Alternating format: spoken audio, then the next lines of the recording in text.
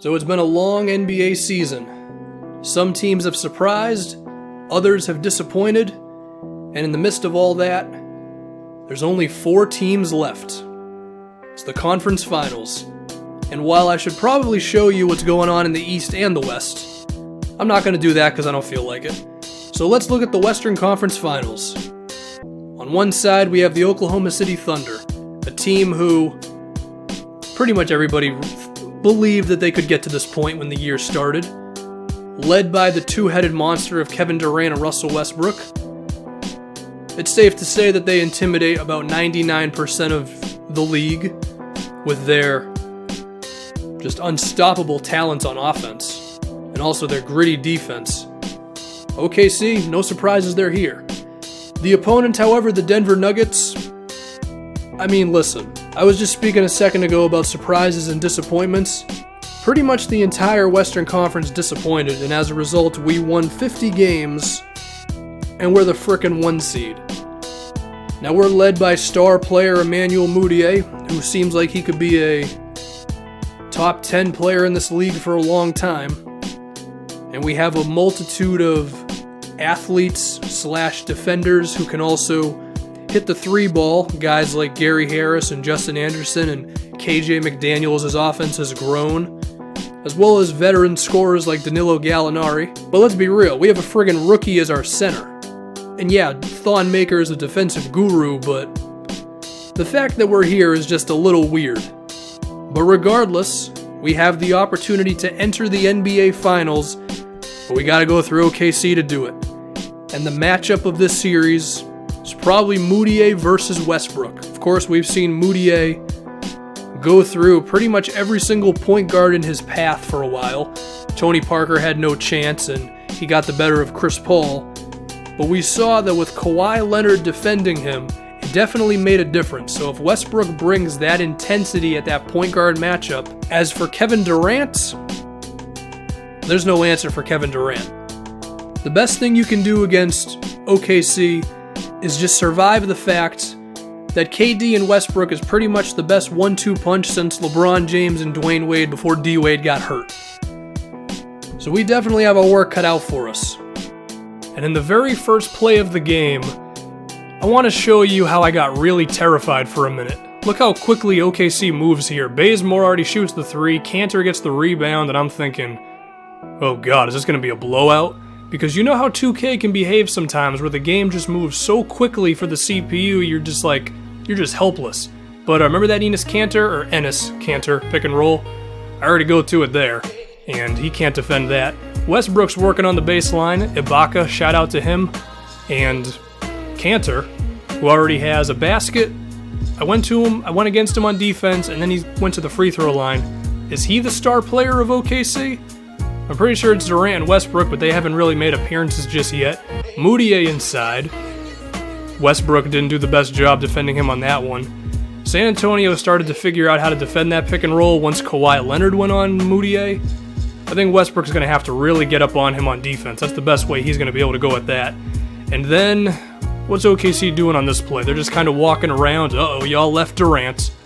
Yeah. That's about the worst thing you can do is just leave Kevin Durant open. Hell, leaving the guy defended is a bad idea. Just the fact that Durant is on the court insinuates bad defense for you and your team. Just find a way to have Durant not be on the floor and you'll be fine.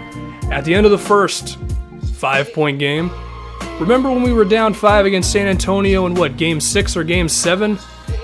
So hopefully we can do it again here. Nigel Hayes, who, I'll just be real. Thad Young has not been good the past few games. I don't know how Bazemore misses that shot. Shout out to him, though. Nigel Hayes might be our starting power forward the rest of this series, because Thad Young has been really weak for us.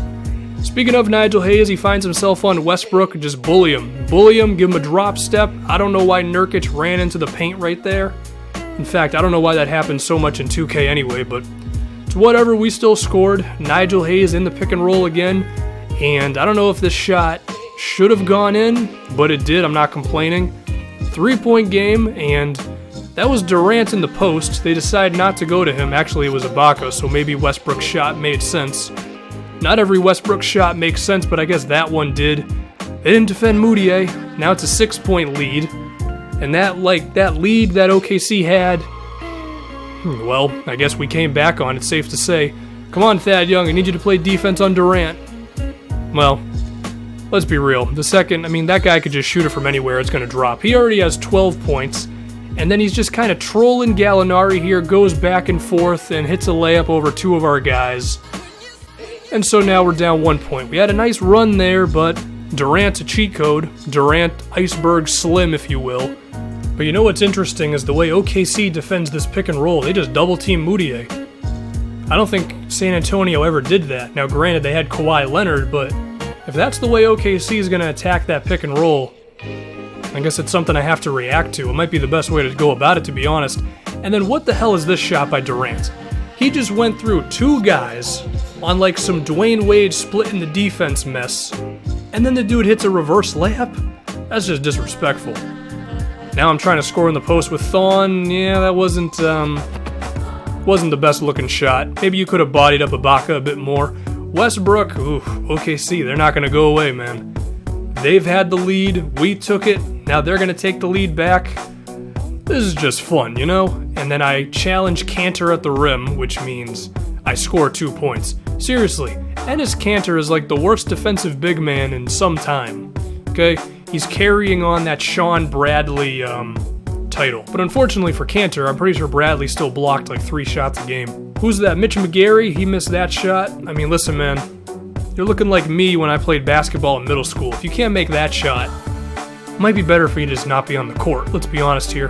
Blazemore trying to play some defense on Gallo. Got to get it back to Pierre Jackson. He can defend on ball, but can you defend the pick and pop? Well, maybe not. Gallinari gets that one from the elbow. It's a 1-point game. If I can use some weird cliches, the lights are on bright. It's the 4th quarter of game 1. And based up to this point, neither us or OKC can get any real breathing room, as that preview was way longer than I usually have them be. Tie game, Westbrook tries to shoot a free throw, barely hits the rim, that's good for him. And Westbrook, I guarantee he had a lot of motivation going into this, thinking, well, you know, Moutier's been killing everybody, but I mean, I'm sure Westbrook believes he's the best point guard in the league. So, what kind of defense was this on this play? What was that, Russ? You just kind of let Moutier run by you, body you up a little bit on the layup, and then he gets a 3-point play? That's not good. Oh, and then you jumped on that one as well? I know Kanter's not going to do you any favors on defense in the paint. Where's Steven Adams? Y'all could use him right now. Well, I don't know. And just like that, we have a 9-point lead. How did that happen that quickly? OKC goes to their savior once again of Kanter, who I'm probably sure is as perplexed as I am as to why he's gotten the ball so much in the 4th quarter when it's supposed to be Durant, Westbrook's team. Let's see if Russ can defend Moutier this time. Well, this play isn't going very well. Oh, they left Gallinari open. What was that? Y'all didn't have to do that. He was fine. Am I going to have to go into OKC's defensive settings and have it set to where they'll actually defend Gallinari? I had to do that so they actually defend Moutier. I don't know. Fact is, game 1 goes to your Denver Nuggets. In the 4th quarter, we really pulled away from these guys, to be honest. We just looked like the better team. Through 3 quarters, I had no idea where this was going to go, and Westbrook's probably thinking, damn it, I didn't shoot the ball enough. Because that's what Westbrook always thinks when OKC loses.